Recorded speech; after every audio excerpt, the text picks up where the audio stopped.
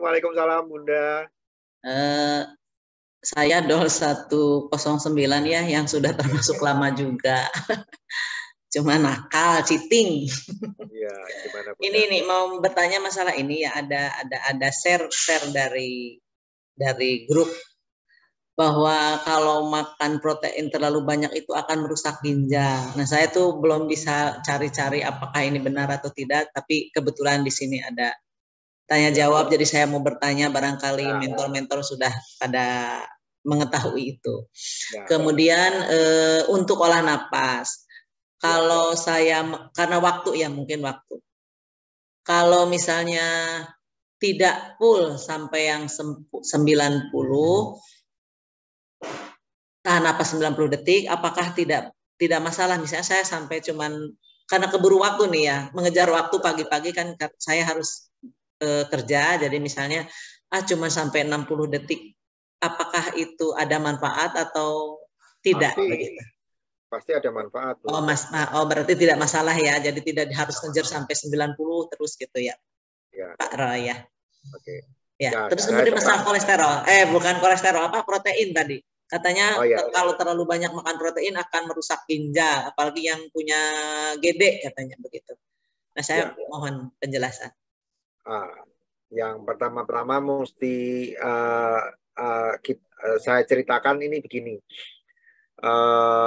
Jadi saya ceritakan saya coba sesingkat mungkin, tapi juga sejelas mungkin ya, karena sebetulnya ini ceritanya panjang ini Bunda. Ya. Jadi kita ini makhluk protein Bunda.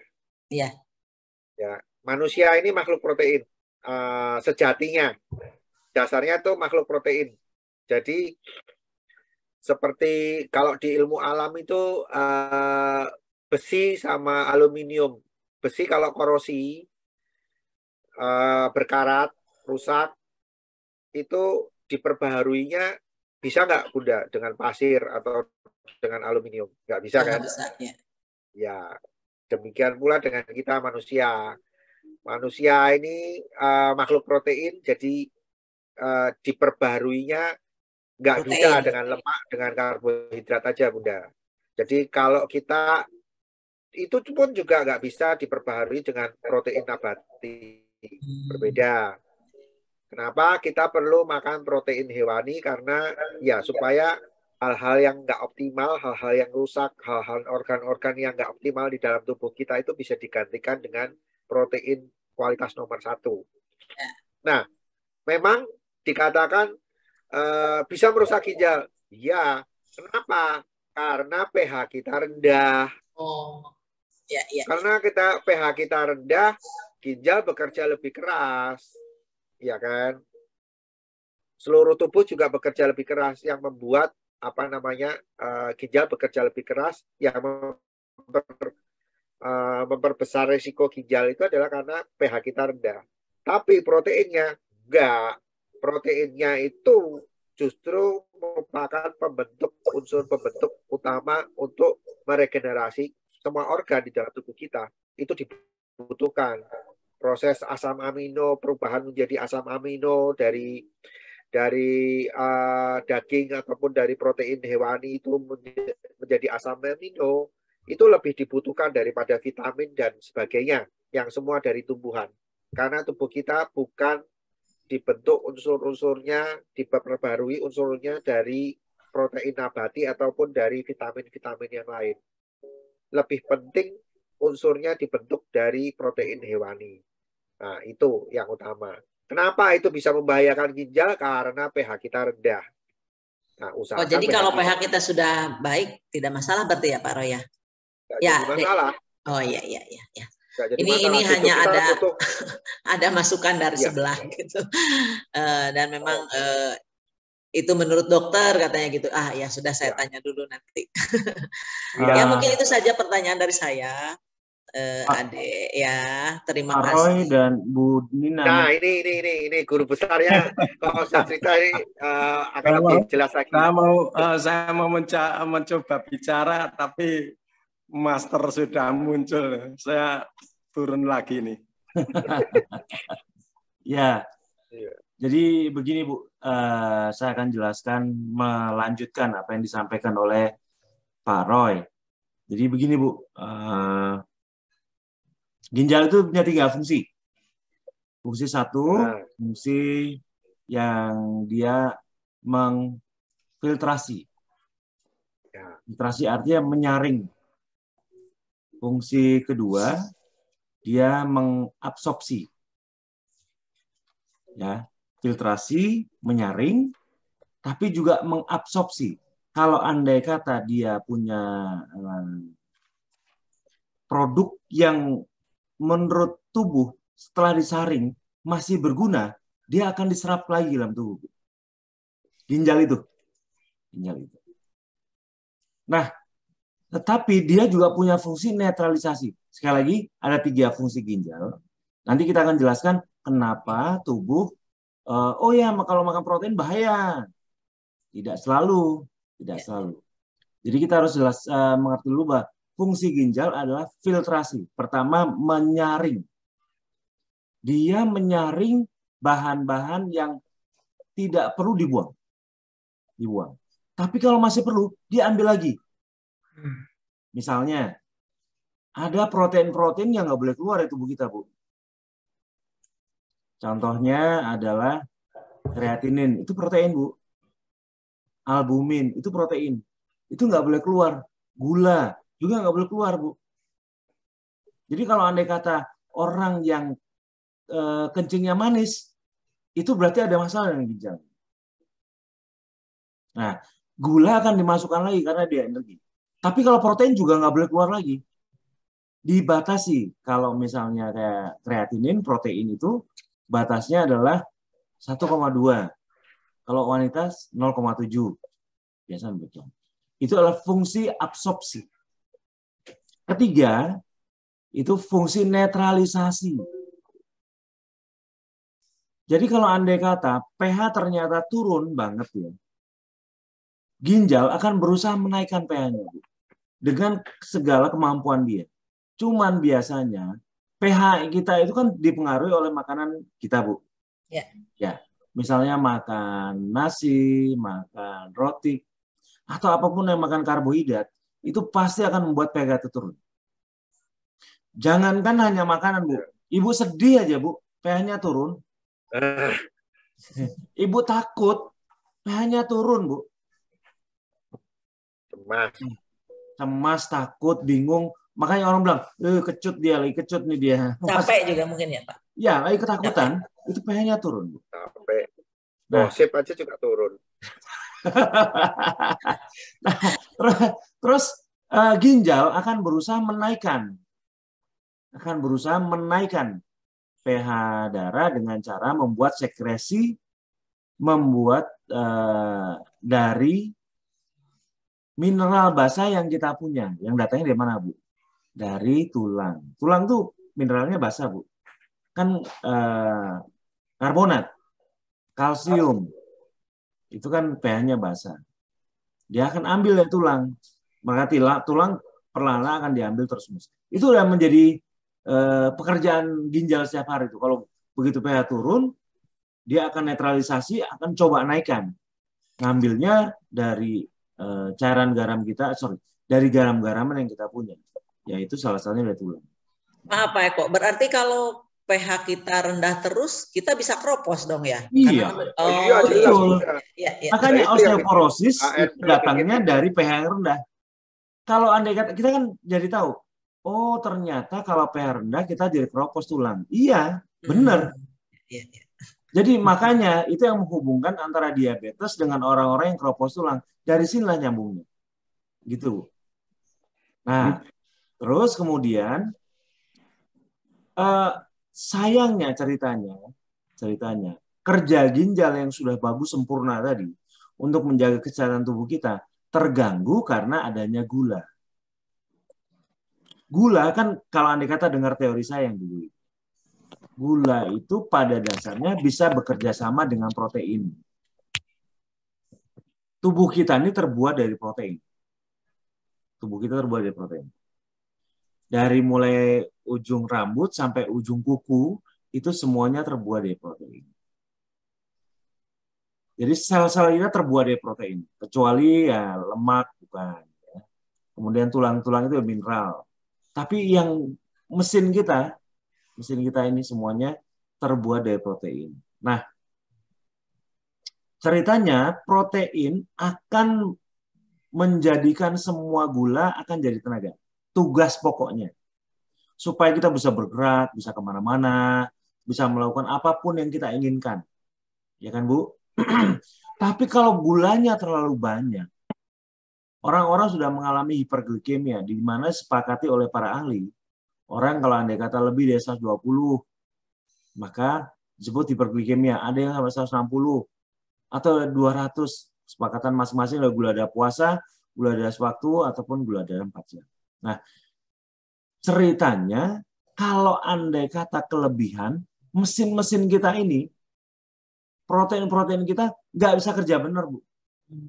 Namanya apa namanya? Glikasi. Kalau bisa bekerja sama, namanya glikosilasi.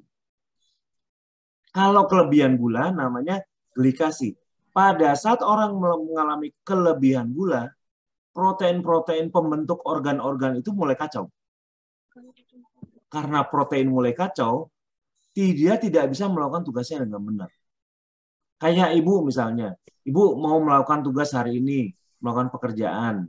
Terus tiba-tiba kita dengar kabar nih, kabar yang nggak enak dari keluarga kita. Kita nggak bisa konsentrasi, Bu. Bener nggak? Iya. Ya, sama. Protein juga seharusnya dia kerja benar. Diganggu sama gula, kelebihan energi. Yang terjadi, dia nggak bisa kerja lagi. Begitulah terjadi pada ginjal kita. Ginjal yang tadinya bekerja sempurna, bagus, tiba-tiba tidak bisa berfungsi melakukan 3 tadi. Absorpsi, filtrasi, absorpsi, netralisasi. Karena tidak bisa, makin lama sel-selnya akan mulai terganggu terus-menerus dan mulailah fungsi filtrasinya, yaitu menyaring protein yang namanya albumin, kreatin, dan sebagainya, cuma protein-protein yang bonggolan tadi tidak bisa bekerja. Akibatnya protein dianggap sebagai pengganggu. Sebenarnya pengganggunya apa, Bu? Gula. Ya. Ngerti ya, Bu ya? Paham, Pak. Oke. Jadi protein yang seharusnya disaring setiap hari itu mah udah kerjaan. Kerjaannya ginjal menyaring protein jangan sampai keluar di tubuh kita. Biarpun banyaknya makan protein seberapa banyak pun ginjal baik-baik saja, Bu. Oh iya. Dengan catatan gulanya baik. Iya. Gulanya normal, di bawah normal ya. Di bawah 100 dia baik-baik saja. pH-nya bagus, dia baik-baik saja. Kalau andai kata kebanyakan, dia mulai nggak baik, protein malah dianggap mempersulit kerja ginjal. Padahal enggak. Itu tugasnya sehari-hari ginjal itu. Ya, Bu ya? Bayangkan tugas sehari-hari yang tadinya biasa menjadi tidak biasa karena dibebani oleh gula tadi. Dia tidak bisa bekerja dengan baik. Begitu, Bu? Ya. Nah, ya, saya butuh penguatan dari Pak Eko, dari Mobi.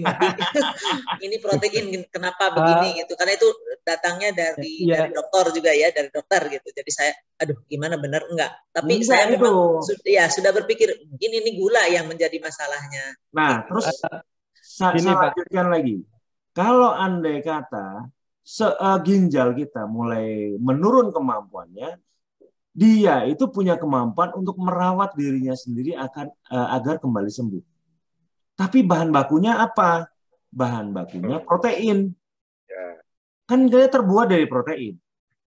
Nah, pengganggunya apa? Pengganggunya gula. Lalu gimana caranya supaya dia bisa merawat dirinya sendiri? Pengganggunya dihilangkan dulu, Bu. Nah, permasalahannya kedokteran berbeda dengan kita. Ya. Mereka selalu mencampur-campurkan antara gula juga segala macam, ini harus diembat juga dengan protein nggak boleh. Nah, ginjal tidak akan bisa merawat dirinya sendiri kalau nggak ada protein.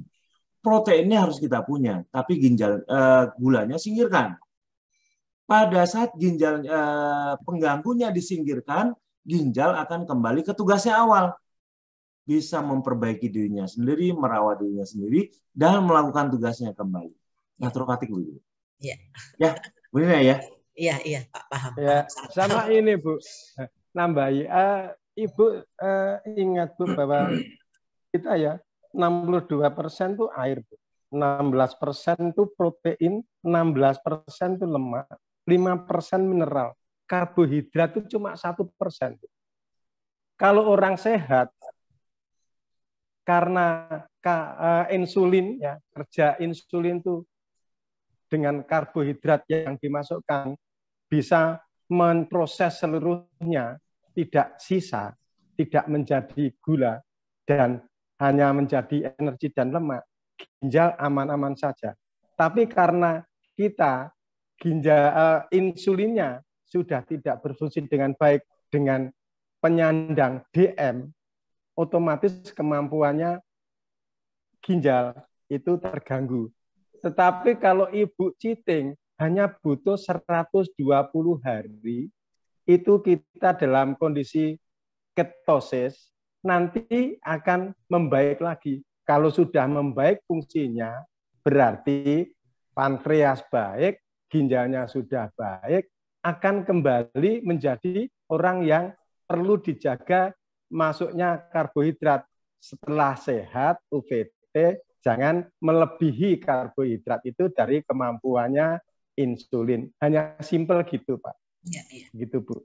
Ya, ini masalahnya kasih. Gini Pak, berkaitan dengan suami saya. Karena suami saya kan tidak gula darah ya, tidak mempunyai gula darah. Cuman dia ikut makan protein gitu, makan telur. Malah dia yang lebih hebat gitu ya makan telurnya.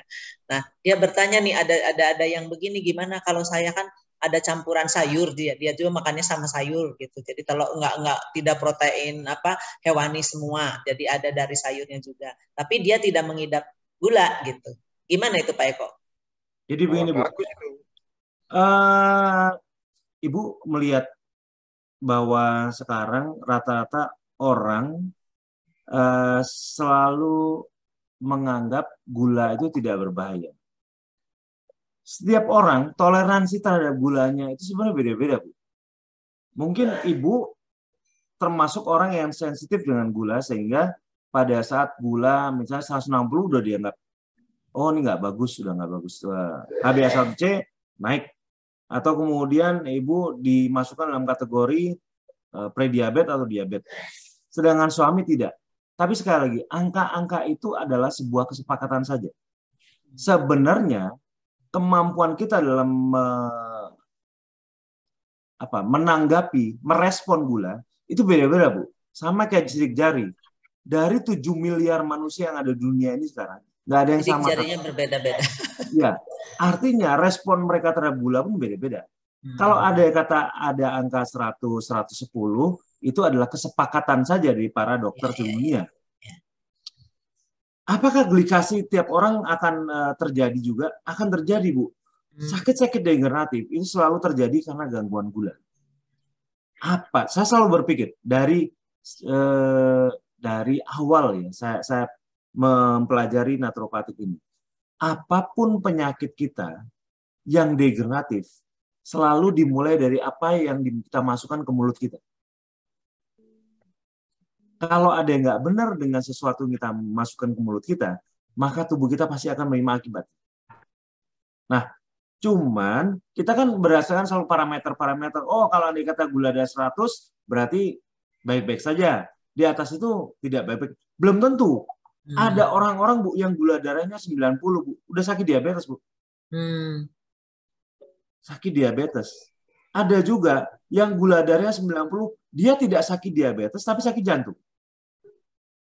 Ataupun dia bisa sakit organ-organ yang lain.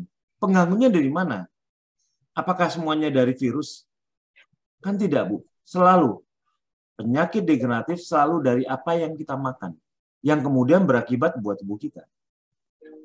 Makanya berhati-hatilah dengan apa yang kita makan. Berhati-hati. Pengetahuan ini adalah pengetahuan dasar dari naturopatik. Oh ya, makan karbohidrat tidak boleh terlalu banyak, tapi secukupnya. Ya. Terima kasih Pak Eko, terima kasih. Ya Bu ya. Oke, makasih Bu. Selamat sehat Bu Nina ya. Lama nggak ketemu sama Bu Nina. Alhamdulillah. Terima kasih banyak. Ya, makasih Bu.